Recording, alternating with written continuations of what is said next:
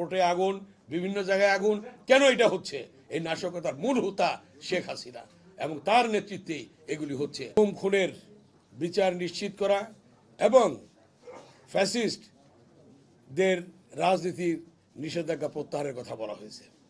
আমি আজকে এই সভায় বলতে চাই, সাইফুদ্দিন মনি সহ জাতীয় নেতৃবৃন্দ এবং বাংলাদেশের ছাত্র জনতা যেভাবে তারা আন্দোলনে সংগ্রামে রাজপথে থেকে জীবন দিয়েছে এবং চৌধুরী আলম, ইলিয়াস আলী গুম হয়েছে, সুমন গুম হয়েছে, হাজার হাজার ছাত্রনেতা গুম হয়েছে এবং শহীদ হয়েছে, হাজার হাজার ছাত্র জনতা শহীদ হয়েছে।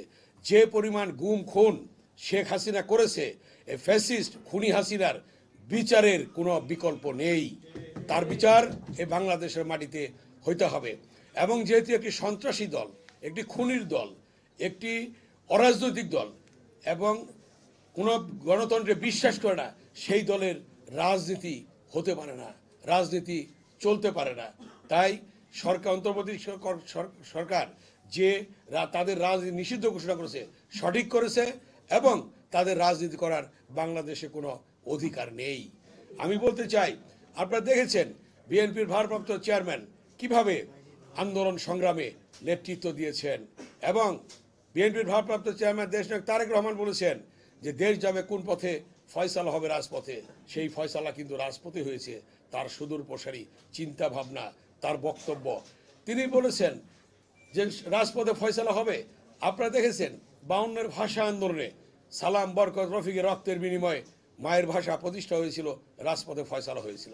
62-র শিক্ষা আন্দোলনে সেদিন ওয়াজুল্লাহ বাবুলের রক্তের বিনিময়ে শিক্ষার অধিকার প্রতিষ্ঠা হয়েছিল, সেদিন রাজপথে ফয়সালা হয়েছিল।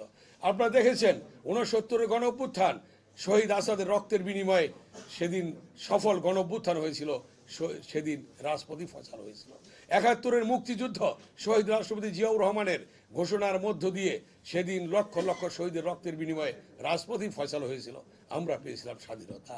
90-এর স্বৈরাচার বিরোধী গণতান্ত্রিক আন্দোলন, সেদিন দেখেছেন আপনারা নূর হোসেন, জেহাদ, ডাক্তার মিলনের রক্তের বিনিময়ে রাজপথে ফয়সালা হয়েছিল এবং গণতন্ত্র পুনরুদ্ধার হয়েছিল দেশনেত্রী বেগম খালেদা জিয়ার নেতৃত্বে।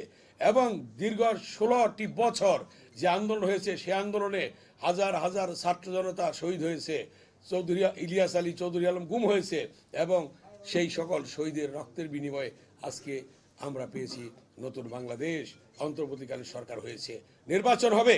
এই নির্বাচনে আজকে জাতীয়ভাবে যারা সেদিন আন্দোলনে অংশগ্রহণ করেছিলেন, তাদের মধ্যে যদি অনৈক্য হয় তাহলে ফ্যাসিস্টরা সুযোগ পেয়ে যাবে। সেই সুযোগটাই তারা নিচ্ছে। কেউ কেউ পিয়ার পদ্ধতির নামে নির্বাচন ভণ্ডুল করার চেষ্টা করছে, কেউ কেউ নির্বাচন বানচাল করার চেষ্টা করছে, কেউ কেউ বিভিন্নভাবে ষড়যন্ত্র করছে। আমি আহ্বান জানাবো, সকল ষড়যন্ত্রের পথ ফেলে রেখে সেদিক থেকে সরে এসে সকলে সমমনা দল, যারা স্বৈরাচার বিরোধী, ফ্যাসিস্ট খুনি হাসিনা বিরোধী আন্দোলনে ছিলেন, তারা সকলে ঐক্যবদ্ধভাবে আবার নতুন করে শপথ দিতে হবে যে ফ্যাসিস্ট খুনি শেখ হাসিনার বিচার হইতে হবে। সন্ত্রাসী রাজনৈতিক দল আওয়ামী লীগ যেটা নিষিদ্ধ ঘোষণা করা হয়েছে, সেটা নিষিদ্ধ থাকবে এবং বাংলাদেশ এগিয়ে যাবে স্বাধীন সার্বভৌমভাবে।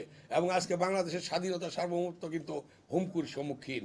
কিভাবে একটি প্রতিবেশী দেশে বসবাস করে আজকে ষড়যন্ত্র করছে, চক্রান্ত করছে শেখ হাসিনা, ফ্যাসিস্ট খুনি শেখ হাসিনা।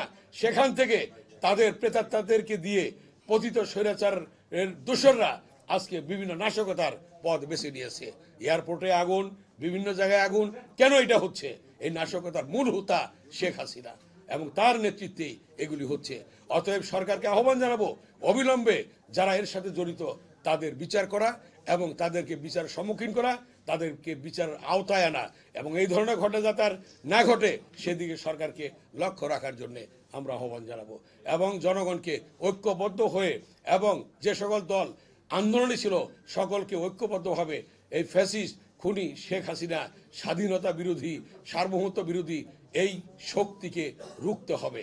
বাংলাদেশে নির্বাচনের কথা বলেছেন মাননীয় প্রধান উপদেষ্টা, আগামী ফেব্রুয়ারির প্রথমার্ধে নির্বাচন হবে ইনশাল্লাহ। বাংলাদেশে 26 সালের ফেব্রুয়ারির প্রথমার্ধে নির্বাচন হবে। সেই নির্বাচন কেউ রুখতে পারবে না। জনগণ যারা রুখতে চাবে নির্বাচন, জনগণই তাদেরকে রুখবে। অতএব আমরা আজকে এই স্মরণ সভায় এই শপথই নিতে চাই যে সকলে ঐক্যবদ্ধভাবে আমরা একটি জাতীয় নির্বাচন করব, জনগণ ভোট দেবে। যে ভোটের অধিকারের জন্য মানুষ জীবন দিয়েছে, রক্ত দিয়েছে, সেই ভোটের অধিকার আজকে প্রতিষ্ঠা হয়েছে। মানে অন্তর্বর্তীকালীন সরকারের অধীনে নির্বাচন হবে, নিরপেক্ষ নির্বাচন হবে, সুষ্ঠু নির্বাচন হবে, জনগণ সিদ্ধান্ত নেবে কারা আগামীতে দেশ চালাবে।